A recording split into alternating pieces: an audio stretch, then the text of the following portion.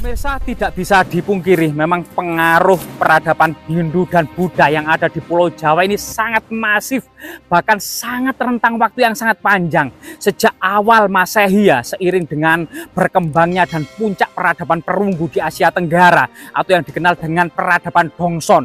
Itu kemudian seiring dengan perkembangan peradaban tersebut, aktivitas perdagangan, terutama perdagangan rempah-rempah, ini sangat masif mempengaruhi seluruh kepulauan Nusantara dari Malaka sampai Maluku, sehingga kemudian seiring perkembangan perdagangan dengan India inilah banyak kemudian para pendeta India baik Hindu maupun Buddha menikah dengan putri-putri Raja Nusantara, sehingga kemudian anak-anaknya menjadi raja-raja yang belajar dengan peradaban Hindu dan Buddha, bahasa Sanskerta dan huruf Pallawa kemudian diajari menjadi cikal bakal bahasa Melayu kuno atau tulisan Melayu kuno atau tulisan Jawa kuno. Ini berasal dari sebuah ibu tulisan yang berasal dari huruf Pallawa. Dan di lokasi ini ya, seiring dengan kemudian memudarnya peradaban Hindu Buddha pada kurun abad ke-16 Masehi, sehingga awal abad pertama Masehi sampai pertengahan abad 16 Masehi atau lebih dari 1500 tahun, memang Nusantara sangat masif sebagai puncak peradaban Hindu Buddha. Bahkan kemudian di lereng-lereng gunung seperti ini, siapa sangka kemudian banyak sekali artefak-artefak yang tersembunyi di antara semak-semak belukar dan pepohonan. Nah, ini ada pohon-pohon aneh ini ya. Coba teman-teman, kita dekati teman-teman. Apa ini ya? Maksudnya ini ya. Nah, di sini ada sesuatu yaitu sente yang diikat oleh pohon aneh. Kemungkinan semacam jejak-jejak magis ya, karena masyarakat sebagian itu masyarakat agraris itu masih percaya dengan hal-hal yang sangat magis. Dan di belakang kita ini kemungkinan ada batu besar ya, jejak-jejak dolmen dan menhir di situ juga ada teman-teman. Dan di sini ada semacam batu yang menyerupai punggung gajah. Jadi rahayu, rahayu, rahayu. Nah, di sini teman-teman, nah di sini memang ada sebuah batu besar ya, yang seakan-akan memiliki punuk ya, seperti punuk unta atau punuk gajah atau kepala gajah, dan badannya ada semacam seperti telinga gajah.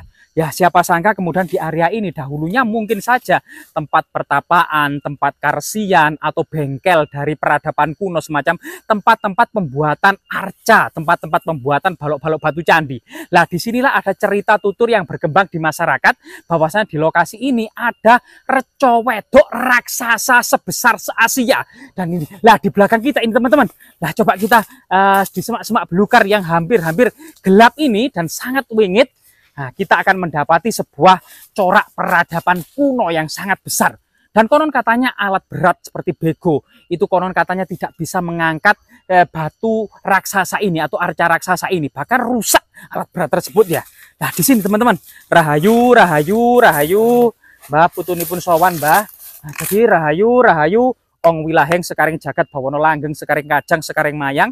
Jadi kita di lokasi ini, di pedalaman hutan ini, kita mendapati semacam artefak, ekofak, dan fitur yang sangat penting, dan sampai saat ini belum terpecahkan apakah benar-benar reco wedok atau reco yang lainnya. Kita ada semacam ikonografi. Ikonografi inilah yang kemudian mendeteksi arca ini mungkin Dwarapala atau Buddha Aksobya atau semacam arca Kendedes ya, Avalokiteswara atau Brahma, Wisnu, Ganesha atau semacam arca yang lainnya semacam Nandi ya, dan lain sebagainya. Dan ini merupakan semacam pada masa kuno ada pakem-pakemnya tersendiri. Coba kita telusuri ya. Rahayu, rahayu, rahayu, rahayu. Nah, rahayu. Lah di sini ada bendolnya ya. Ada bendolnya, dan di sini diduga kaki kirinya. Kaki kirinya ternyata posisinya jongkok, dan kaki kiri posisi jongkok ini pada masa peradaban kuno secara ikonografi ini ternyata arca Dwarapala ya. Nah, coba ke sini teman-teman.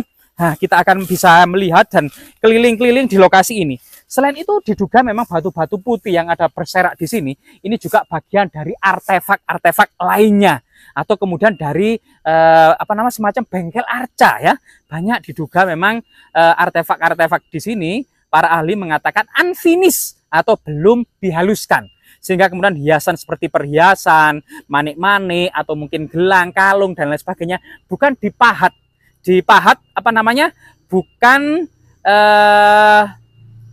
dihaluskan seperti halnya kemudian corak-corak ceplok, tumpal, suluran, itu belum ada, namun semuanya masih polosan. Nah, disinilah coba mungkin lebih dekat ke sini dan mungkin dari sana ya kameramen akan bisa lihat bahwasanya di sini ini salah satu kemudian salah satu apa ya produk peradaban kuno Hindu-Buddha yang ada di Pulau Jawa, yang ada di lereng gunung ini. Sehingga kemungkinan memang bentuk tangannya, bentuk kakinya gitu ya, dan punggungnya. Dari sinilah kemudian masyarakat mengenalnya sebagai reco wedok karena memang ada ikat pinggang semacam kendit ya, kendit. Nah, kendit itu atau ikat pinggang kuno pada wanita-wanita zaman dulu itu dianggap inilah kemudian reco wedok. Namun secara ikonografi ini masih misteri. Coba ke arah sini teman-teman ya.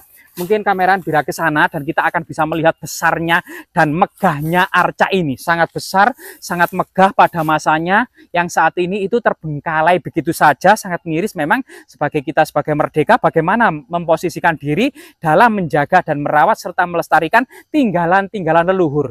Baik itu kemudian kisah sejarahnya, edukasinya, motivasinya, inspirasinya maupun karya-karya yang bersifat monumental ya. Bapak-bapaknya di sini dahulu kemungkinan area ini semacam tempat para pertapa atau para resi. Dan jika lihat ke sini gitu ya, sini ini sangat besar sekali. Ini juga ada semacam bagian batu yang pecah kemungkinan juga ini.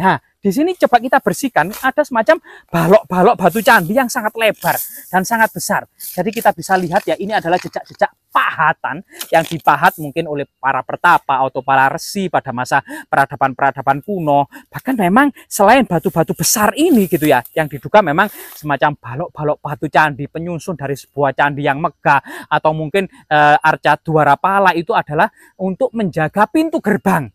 Baik itu pintu gerbang candi maupun pintu gerbang istana maupun pintu gerbang tempat-tempat keramat lainnya. Karena arca Dwarapala sendiri, kalau memang itu arca Dwarapala, ini semacam ada kepercayaan untuk menolak aura-aura negatif ya, menjaga dari sebuah bangunan suci atau istana itu tersebut. Misalnya kita bisa lihat arca Dwarapala yang sangat besar itu ada dua, yaitu berada di Singosari. Yang diduga dua arca terbesar Dwarapala yang ada di Singosari ini semacam menjaga pintu gerbang kerajaan Singosari. Jika kita ke bawah, kita akan terus menemukan banyak sekali artefak-artefak penting. Nah, kita juga menemukan semacam ini tongkat, cuma panjang ya, tongkatnya terlalu panjang. Nah, di bawah sini, nah ini juga kemungkinan ada artefak-artefak yang sangat penting jauh di sana ya. Masih jauh di sana, teman-teman. Coba kita agak apa lari-lari sedikit. Nah, lari-lari sedikit. Memburu waktu ini, teman-teman.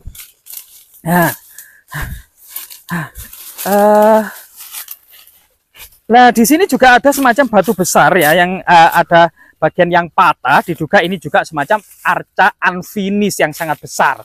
Dan memang yang sangat kentara itu yang ada di bawah sana. Nah, di bawah sana, teman-teman. Lah, ini teman-teman. Di bawah sana. Dan kita harus ngerusuk-ngerusuk. Jadi di sini semacam ada artefak yang sangat penting. Dan ini adalah sangat besar ya. Karena tidak bisa diangkat oleh 1, 2, 3, 4, 5 orang saja untuk mengangkat balok-balok batu sebesar ini. Kemungkinan memang harus menggunakan semacam bantuan gajah atau kuda atau sapi-sapi jantan untuk menarik semacam pedati ya pada masa kuno. Sehingga pada masa lalu memang batu-batu besar ini sangat-sangat ajaib. Coba kita ke sini. Ada semak belukar. Ada semak belukar. Lah, mungkin kamera bisa ke sana ya. Jadi akan bisa lihat bentuk dan ukurannya. Jadi misalnya Kang Ega ini tidak hanya kemudian menjelaskan, tetapi penjelasan ini secara membuka cakrawala saja, secara detail, secara garis besar, kemungkinan bisa dijelaskan oleh para ahli. Dan di sini kita bisa melihat Kang Ega juga sebagai semacam skala untuk menunjukkan bahwasanya batu ini sangat besar sekali. Bentuknya yang di depan itu lebar, yang di belakang itu ada semacam meruncing, tapi kemudian menggelung ya, menggelung meruncing. Ini mirip dengan kemudian rompi Raden Gatotkaca yang ada di belakang, sehingga kemudian dengan rompi ini Raden Gatotkaca itu bisa terbang ke angkasa. Nah, bahkan cerita tutur yang berkembang di masyarakat memang ini semacam rompi atau sayap Raden Gatotkaca. Namun kemungkinan ini adalah makara candi ya, atau pipi tangga masuk bangunan candi, di mana kemudian bentuk-bentuknya seperti ini. Namun ini belum digali, masih tertutup semak belukar. Jadi memang belum tentu ini apa artinya bentuk-bentuk seperti ini. Namun sekali lagi jika kita lihat bahwasanya ini adalah artefak-artefak jejak-jejak tinggalan peradaban kuno, kemungkinan masa Singosari sampai masa Majapahit. Jadi abad ke-13 sampai abad ke-16 Masehi ya. Karena memang Majapahit sendiri didirikan pada tahun 1293 Masehi setelah kehancuran pasukan Mongol, setelah serangan pasukan Mongol yang kemudian dengan siasat jitu oleh Arya Wiraraja, pasukan Mongol yang kemudian diberi toak beras atau toak dari Badek saat ini itu ya, dengan kemudian pesta pora di malam kemenangan setelah penaklukan dan penghancuran Kadiri, itu kemudian dijamu oleh Arya Wiraraja. Ketika seluruh pasukan Mongol ini teler di mabuk kemenangan, maka peluit dari pasukan Majapahit ditiup, sehingga kemudian pasukan Majapahit yang sudah dipersiapkan dengan matang ini menghancurkan pasukan Mongol di Pelabuhan Canggu, termasuk kemudian pasukan Mongol lari di Surabaya, dikejar oleh Arya Adikara atau Arya Wiraraja, dihancurkan pula oleh Arya Wiraraja dan orang-orang Madura. Sehingga kemudian Majapahit memang tidak terlepaskan oleh jasa-jasa orang Madura ya. Dan kita kembali lagi, berbagai macam artefak ini kita bisa kemudian memberikan motivasi, inspirasi ya, serta pengalaman sejarah leluhur kita. Itu adalah leluhur yang tidak mudah menyerah oleh bangsa asing, yang tidak kemudian terlalu lembut untuk kemudian menghadapi orang-orang asing atau terlalu merasa rendah, tapi memiliki kepercayaan diri yang sangat tinggi bahwasanya bangsa kita mampu mengalahkan orang-orang yang berusaha untuk menaklukkan negeri kita. Saat ini kita sudah merdeka.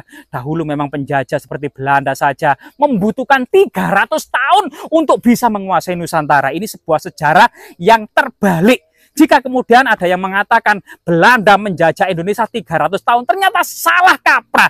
Dan itu adalah sebuah pembalikan dari sebuah peristiwa sejarah yang dimana ternyata Belanda susah payah dan membutuhkan 300 tahun untuk menguasai Nusantara. Ini adalah sejarah yang benar yang harus kita edukasi ke generasi muda agar memiliki kepercayaan tinggi bahwasanya kita merupakan mata rantai atau keturunan dari para pahlawan di masa lalu. Semoga bermanfaat.